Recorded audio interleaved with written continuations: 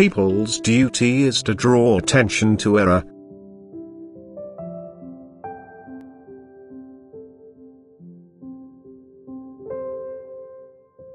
Everything motivated by love is pleasing to me, and thus, when you live with love, everything you do or don't do will be in accordance with my will. However, you have to consider the motives of your actions, whatever they may be. Do you want to help a person or the world at large? Do you want to help and protect your neighbor from all manner of harm? Do you want to give light and understanding? In short, do you want to give or do you want to take, destroy, cause confusion and burden your fellow human beings? Or do you want to take action against terror and bring truth to your fellow human beings instead?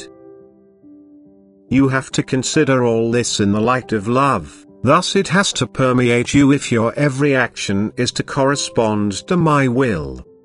But I also want to draw your attention to the fact that I want erroneous belief to be corrected, that I expect you to spread the truth and that this task has priority. For I transmit pure truth to earth so that its light should shine into the darkness, and spiritual knowledge which originates from me will never contradict itself, or I would not be the source of the flow of spirit. Erroneous spiritual knowledge cannot originate from me, and thus you, who receive the pure truth from me, have the right and the duty to fight it, but always beware not to offend against the law of love, that you are messengers of truth when you approach those who live in error. As soon as you, with my word from above, can refute the doctrine they believe to have received from me, they can, with good will, recognize who speaks to them through you. For I will always use reason to expose the error so that it can be recognized as such, and I will be able to do so through a vessel which is suitable to receive my flow of spirit. It is true, though, that everyone will claim to be a vessel of God, but the genuine investigator will recognize my voice and will not find it difficult to come to the right conclusion, because error will be exposed in a manner that demonstrates knowledge.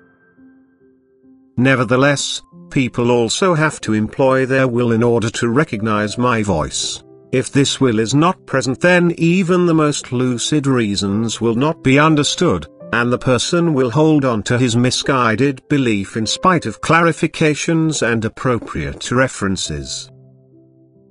But this is certain, every spiritual instruction by me also reveals me myself as the provider, insofar as its wording and content give evidence of a perfect provider, who clearly and understandably solves the kind of problems which cannot be solved intellectually. Imperfection and ignorance are eliminated, for by the latter you humans recognize the influence of powers which are not yet perfect, not yet enlightened, to carry out my instruction of transmitting spiritual knowledge to earth.